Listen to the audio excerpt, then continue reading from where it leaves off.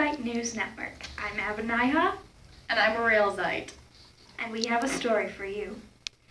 Even after being in bondage and defending themselves against the Lamanites, the mighty Nephites are once again prospering.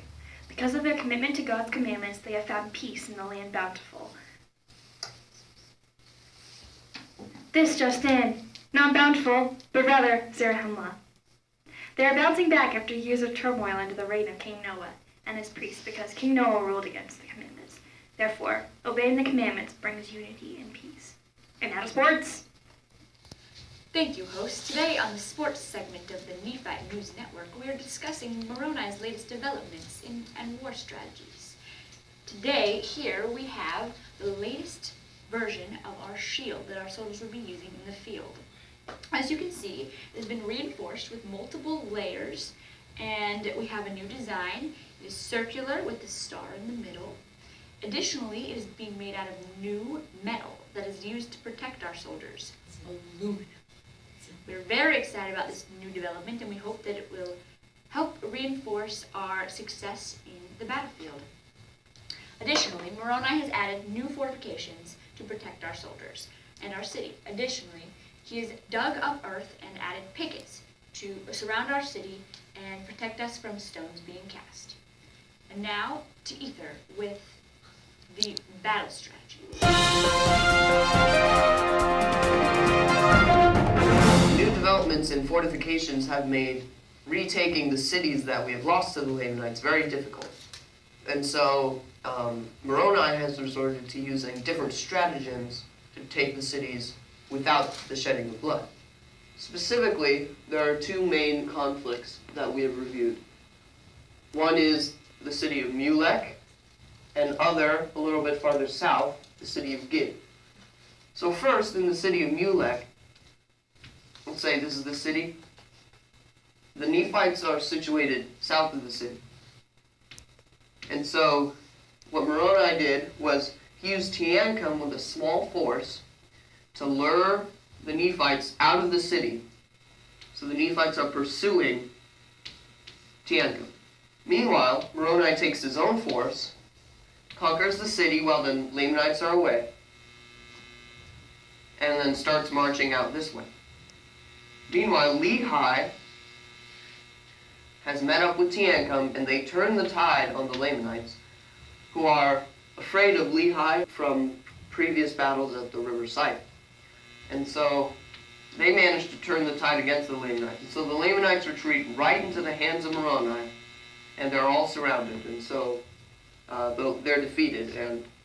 And so Moroni turns his attention to the city of Gid, which is an important city, mainly because it houses most of the Nephite prisoners that the Lamanites have taken. And so Moroni sends through all his troops, and he finds a soldier with Lamanite heritage, and he sends this soldier into the Lamanite camp. The soldier gives the Lamanites a bunch of wine, and so naturally the Lamanites drink all the wine, and so they sleep very deeply that night. So Moroni takes his troops over the walls and surrounds the Lamanites so that when they wake up, they have no choice but to surrender. And so in that way, Moroni was able to take both the city of Mulek and Gid in the best way possible without having to attack the new fortifications. And now, we go back to the main news desk. Our well-beloved Chief Judge, Nephiah, sadly passed away. His son, Horan, takes the judgment seat. From this change in command, this has led to a contentious group to rise. This group, or the Kingmen, are desirous to change a little law that would change the whole governing system to a monarchy. Obviously, there are many people in the land who do not want this new system and like their freedom of speech. Now, because of the conflicts within the land of Zarahemla, that has become a perfect opening for Amalekite to sneak his way into the land. Moroni was pulled from the front to dispel the troublemakers. Moroni has to fulfill his duty, and now that the conflict is over within, he can go back to the fronts. And now to Shiz for an exclusive. Thank you, hosts. Welcome to today's interest story. Helaman's 2,000 stripling warriors and their miraculous victory over the Lamanites and Antipara. We are saddened by the passing of Antipas, but we are glad to hear that all these young soldiers survived. What contributed to this victory? Let's go to the scene to find out. Out of the field. Go ahead, Babanaya. Thank you, Shiz. We're at the camp of Helaman, and with us we have Gavanayaha. He is one of the 2,000 stripling warriors. Tell us, what do you contribute in your recent victory over the Lamanites? Our overreaching trust in God gave us courage to go in and save our fellow brethren. Wow! What gave 2,000 men such trust and spiritual power? Our mothers installed it from us at a very young age with their commitment to their covenants and spiritual lessons. So remember, kids, listen to your mother. She's just trying to help. Now, back to the studio. Thank you, Babanaya. We hope you enjoyed this human interest story. And now back to the hosts. Rejoice, people of Nephi, for Amalickiah has been slain. Our mighty Teancum has taken out this wicked dictator. On New Year's Day, the people woke to find Amalickiah dead. We must be on our guard lest they come for revenge. Amaron, brother of Amalickiah, has been appointed in his stead. This is the biggest news of the year. Hopefully now that wicked Amalickiah has been taken out, we will be able to worship freely. And now to an exclusive interview.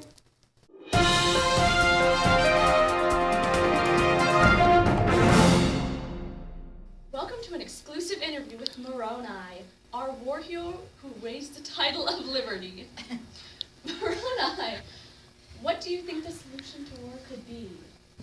First off, stopping the fight. Stopping the fight. Like, as I did, I've completed the war with very little bloodshed.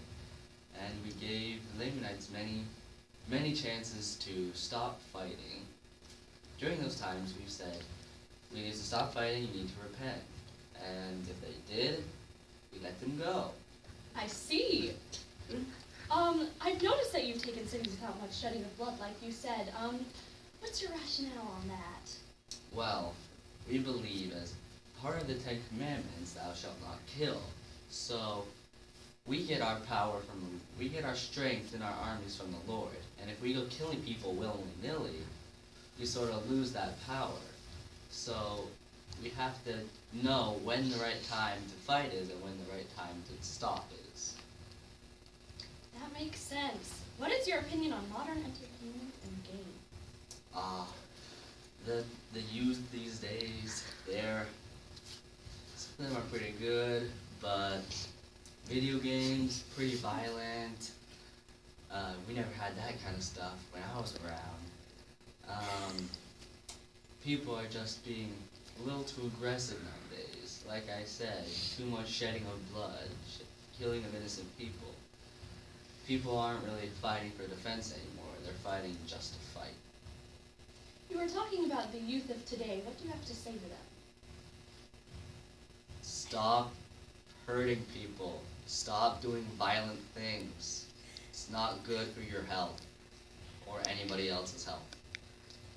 Thank you, Moroni. That's all the time we have for today.